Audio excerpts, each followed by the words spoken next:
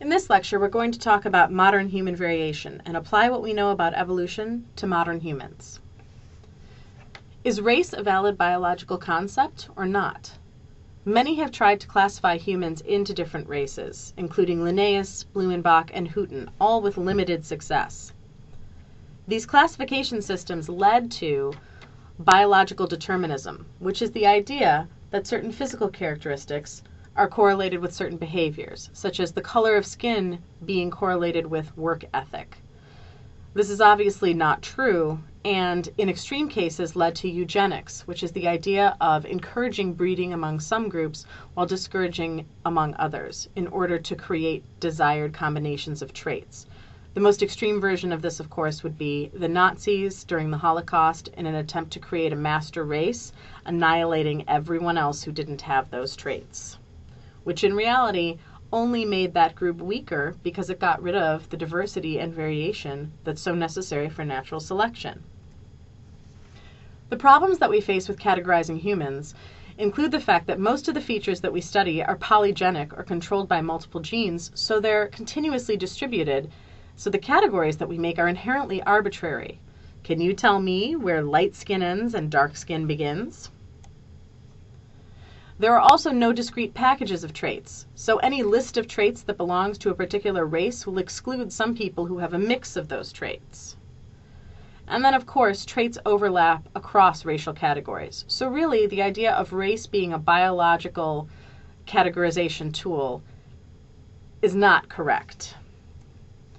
Currently, we view humans in the following way. Humans are a polytypic species. That means that just like with these deer, there is no one perfect example of what a human should look like. There are many types that still qualify as human. Many traits appear in a cline. A cline is the distribution of a trait over a geographical area. So we see, for example, with skin color, that near the equator, skin tends to be darker, and as you move away from it, it gradually changes to a lighter color. And then those traits that we observe are population-level adaptations to local ancestral conditions that are often the result of genetic drift. If we were to look at human mitochondrial DNA migrations, mitochondrial DNA is interesting because it's only inherited through the mother. So if we look through, we can see where the relatedness factors are. And it's very interesting. It shows us that we started in Africa and moved out from there. These patterns can also explain the changes in skin color that we see. Examples of population adaptations in humans include Tay-Sachs disease being more frequent in Ashkenazi Jews, sickle cell anemia occurring in malarial environments, skin color in sunlight extremes, and body shape. Let's look at the first one, Tay-Sachs. Tay-Sachs is a neurodegenerative disorder that kills infants early on, and it's much more prevalent in a group of Jews from Europe. We think that carrying the allele for Tay-Sachs, so not having the disease but carrying the allele, helps protect people from contracting tuberculosis. The Jewish population went through a significant bottleneck during the Holocaust, and those who survived were those who didn't contract tuberculosis while living in the ghettos, at least some of those who survived. So it's possible that we see more Tay-Sachs in that population because it was actually adaptive for that group at one time. If we look at the distribution of sickle cell anemia, we see that in non-malarial environments, the recessive allele for sickle cell is protected within the heterozygote, and so it's maintained in populations at a low level. This is called stabilizing selection. On the other hand, in a malarial environment, selection favors the heterozygote, meaning individuals who carry one healthy copy and one sickle cell copy actually do better than the individuals who carry two healthy copies. Therefore, the normal and the sickle cell alleles remain in equal proportions within the population. This is called balanced polymorphism. If you look at the sickle cell distribution throughout the Old World, which means Africa, Europe, and Asia, you can see that it tends to be located around the tropics. If we look at the distribution of malaria in the Old World, you'll see that it overlaps quite well with the distribution of sickle cell anemia. Apparently, carrying a sickle cell allele helps protect you from malaria, which is a disease caused by a parasite carried in mosquitoes. Mosquitoes, of course, are much more common in tropical environments, so it makes sense that we would find more of these alleles in this location. As far as skin color, what we're interested in is the allele frequency of melanin. Melanin is the pigment that gives you your color in your skin. And what we see is that it demonstrates a clinal distribution. Now, UV radiation from the sun starts or catalyzes a process that produces vitamin D but can destroy folate. When you're away from the equator, the danger is that you develop rickets because you don't get enough sun, so you don't produce enough vitamin D.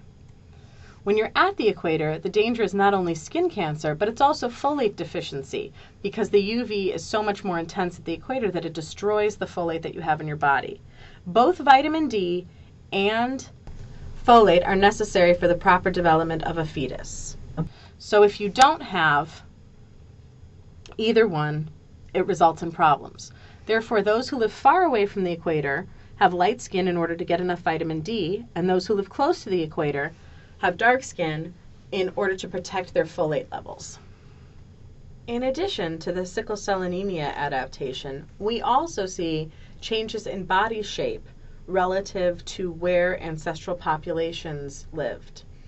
Bergman and Allen both developed rules that explain the patterns that we see.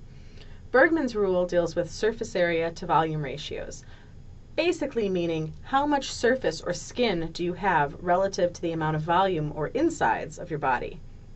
In hot environments, we tend to see people with increased surface to volume ratio, so lots of surface area relative to their insides, whereas in cold environments, we tend to see decreased surface to volume ratio.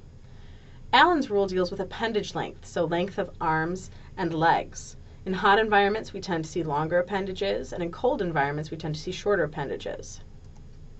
If you look here, you'll see this Maasai warrior on the left side of the screen is very tall and thin, typical of someone adapted to hot weather, versus this Inuit who is short and stout, or stocky, which is adapted to cold weather.